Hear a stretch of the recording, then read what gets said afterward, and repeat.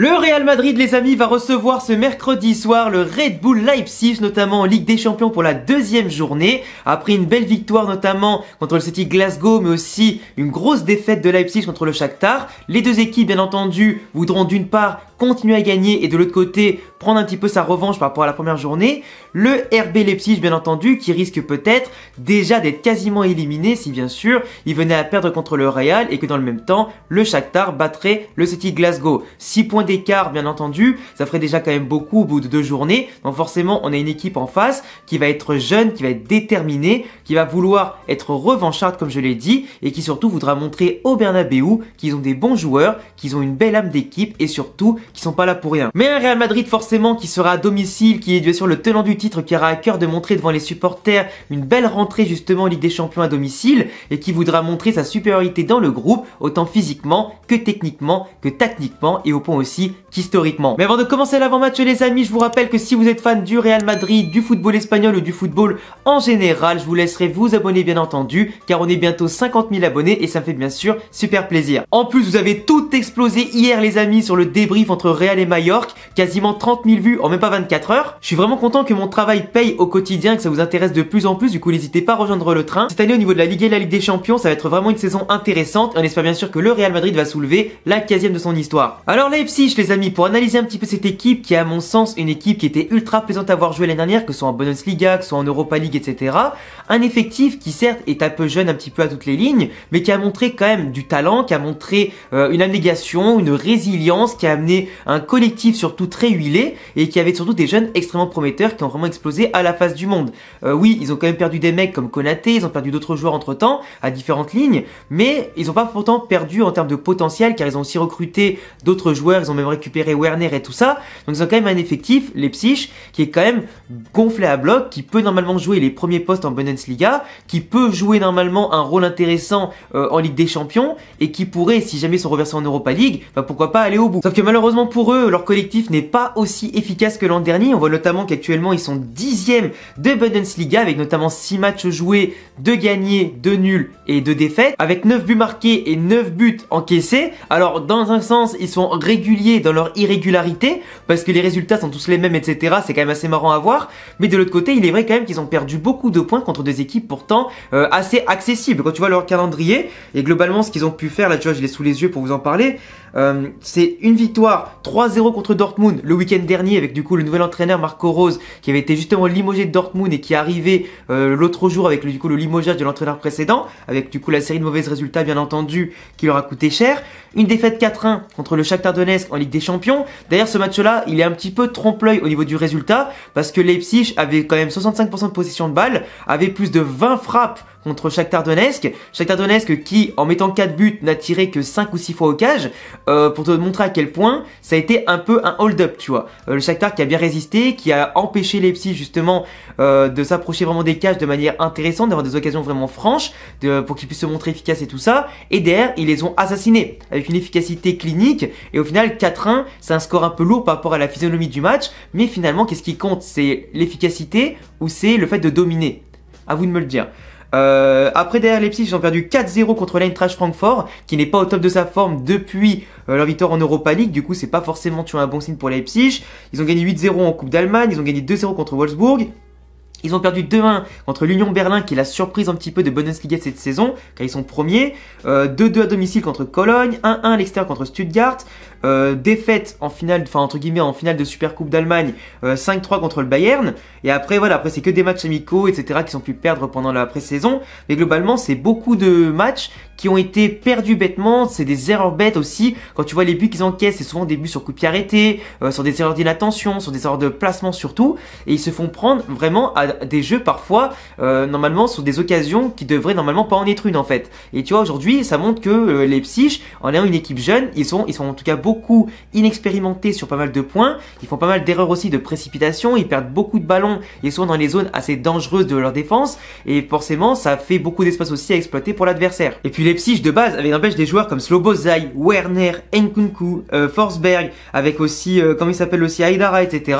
T'as quand même des joueurs hors normes, t'as aussi Dani Olmo, pivot, t'as vraiment un vivier offensif du côté de Leipzig qui est intéressant. C'est quand même des mecs qui ont su à bout d'un moment avoir une palette technique, avoir une palette aussi tactique diversifiée, et surtout c'est un effectif Leipzig qui joue en 4-2-3-1 ou en 4-3-3 suivant l'équipe adverse, mais souvent 4-2-3-1, et qui arrive à avoir normalement une stabilité, qui arrive à avoir un équilibre qui permet justement d'avoir un vivier offensif intéressant, qui peuvent se projeter, qui peuvent jouer pleinement en tout cas leur chance sur chaque action et jouer tous les coups à fond avec un pressing assez haut et un bloc justement aussi assez haut, et derrière avoir des mecs qui vont cavaler justement pour apporter de la stabilité. Leipzig à des moments ça leur arrive aussi, pourquoi pas, de jouer en 3-5-2, ça arrive aussi souvent le schéma tactique, mais globalement Leipzig c'est un effectif qui pour moi manque encore une fois aujourd'hui peut-être d'un peu plus de régularité à plusieurs niveaux, et surtout qu'il y a un effectif qui de base peut autant tenir le ballon que jouer hyper direct en étant à 3 touches de balle pour arriver devant ta cage, un petit peu à l'époque Real Madrid dans les contres et tout ça, mais en plus parce qu'ils possèdent beaucoup de vitesse, devant qui sont censés marquer pas mal de buts, mais quand tu vois n'empêche qu'ils ont des leaders offensifs comme Forsberg, Nkunku, etc.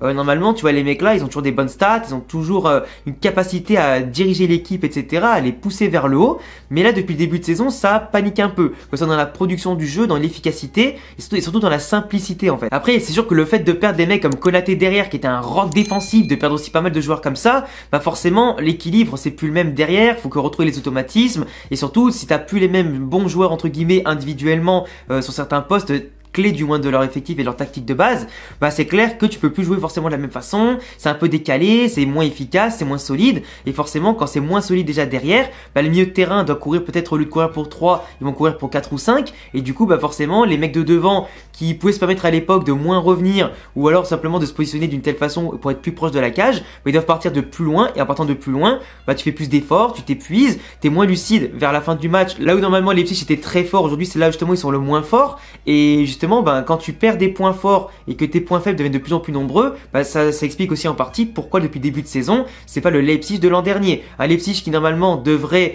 être dans les 4 premiers et pas 10e au bout de 6 journées, parce que vu les équipes qu'ils ont affrontées, normalement c'était quasiment le sans faute qui les attendait. Dortmund et Bayern ont aussi perdu des points, mais là pour le coup quand tu perds des points contre l'Union Berlin, Stuttgart, etc., c'est pas trop normal, surtout quand tu t'appelles Leipzig et par rapport à l'effectif que t'as en fait. Après Marco Rose c'est un très bon entraîneur, c'est quelqu'un qui va les rediriger comme il faut, qui va les resituer tactiquement, qui va les remettre en place. On l'a vu contre Dortmund déjà avec une capacité à jouer en contre, attaque placée, efficacité aussi, et en les jouant aussi plus libérés avec des mecs positionnés un peu plus haut sur le terrain. Bah bizarrement quand le discours passe, que la tactique revient un petit peu aux origines des succès de Leipzig, bah bizarrement quand tu arrives à remodifier et à colmater les brèches, et bah bizarrement tout fonctionne bien. Du coup on a un effectif en face qui au niveau de Leipzig va avoir donc un effectif à deux visages, un effectif qui peut perdre des points bêtement et un effectif qui peut massacrer Dortmund le week-end d'après. Donc pour moi le Real Madrid à domicile ne doit pas les sous-estimer, on doit faire très attention déjà de 1 à leur présence au milieu de terrain parce qu'ils vont jouer en 4-5-1, faire attention à leur pressing et du coup nous les faire courir en ayant le monopole du ballon et bien sûr en ayant les techniciens comme Tchouaméni, Modric, Kroos, Valverde, etc. pour les faire courir, répondre aux défis physiques autant que tactiques et bien entendu profiter du moindre espace laissé par Leipzig. On a des mecs comme Rodrigo, comme Vinicius, comme Valverde qui courent très vite devant, qui sont en confiance, qui plantent des buts en ce moment, qui sont décisifs. C'est l'occasion justement de jouer dans leurs espaces, dans la largeur, jouer dans la verticalité aujourd'hui et pourquoi pas, une fois qu'on arrive au milieu de terrain, essayer de sauter leur ligne en tout cas défensive en passant par-dessus et sur des balles en profondeur qui pourraient justement nous ouvrir pas mal d'espace et d'occasions de but. Vinicius justement qui reste sur 5 matchs d'affilée en marquant au moins un but, ce qui est donc son record en carrière. Espérons bien entendu que ça dure le temps que Karim Benzema revienne de sa blessure après la trêve. Du coup on espère qu'il marquera contre Leipzig, qu'il marquera aussi contre l'Atlético Madrid. Rodrigo c'est quand même 14 buts et passes décisives confondues sur les 17 derniers matchs depuis la saison dernière. Donc c'est énorme, il est aussi sur une belle prestation, il est en train d'exploser. D'ailleurs je pense que je vais faire une vidéo sur lui demain pour expliquer son explosion à mon sens qui est absolument énorme. Tout comme Vinicius, c'était son année dernière, là cette année c'est celle de Rodrigo, il n'y a pas photo. Donc pour moi on a la chance d'avoir deux pépites brésiliennes qui explosent de part et d'autre. En plus de ça, dans le 11 de départ, normalement je pense que Rodrigo sera en pointe pour laisser Valverde à droite comme Ancelotti l'a laissé entendre en tout cas l'autre jour après le match de Majorque. Du coup la ligne d'attaque Vinicius, Rodrigo et Valverde. Au milieu de terrain, Modric sera présent bien entendu parce qu'on parle de Ligue des Champions, il n'était pas titulaire contre Majorque pour être laissé un petit peu au repos. Kroos qui a joué un match incroyable en tant que numéro 6 contre Majorque, mais parce qu'en face t'avais pas des mecs qui venaient le chercher, le presser, etc.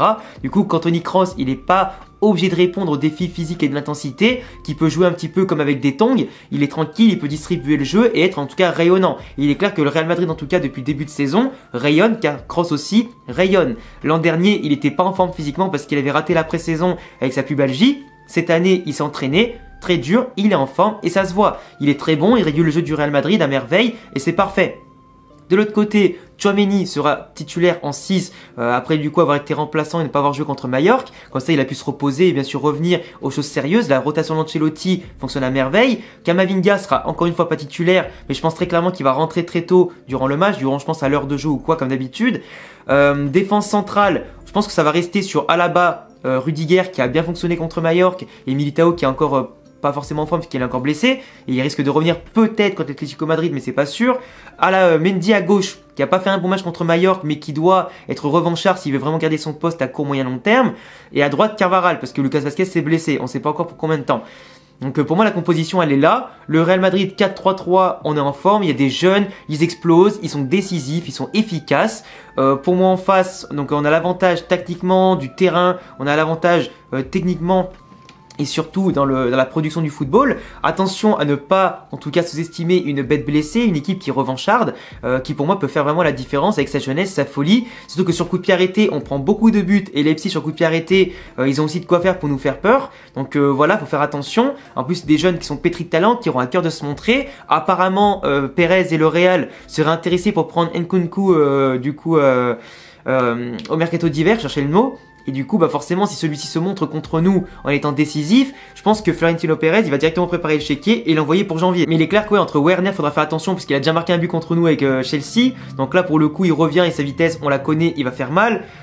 Slobozai, pareil, il maîtrise très bien le ballon. Il avait fait un prêt, en tout cas très fructifiant du côté de la Sociedad. Là, pour le coup, il est parti pour rester du côté de Leipzig. Mais ce mec-là, il a un potentiel qui est énorme et il a même failli signer chez nous. Et rappelez-vous, j'en avais parlé il y a 2 ans maintenant.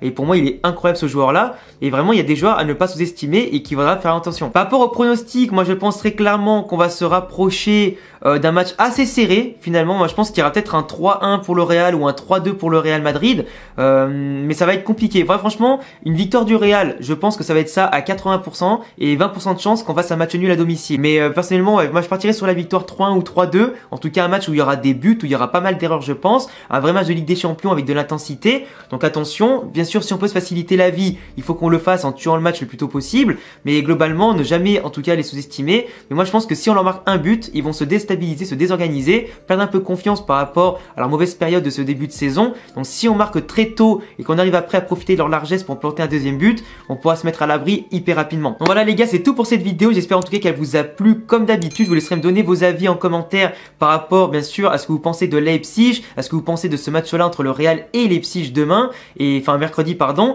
Et puis voilà, laissez-moi en tout cas votre meilleur pouce bleu, abonnez-vous, cochez la cloche pour ne pas rater les prochaines vidéos. Rejoignez-moi aussi sur Instagram, sur Twitch et sur Twitter. Tous les liens sont ici et en description. À bientôt les amis pour prochaine vidéo. Ciao les gars.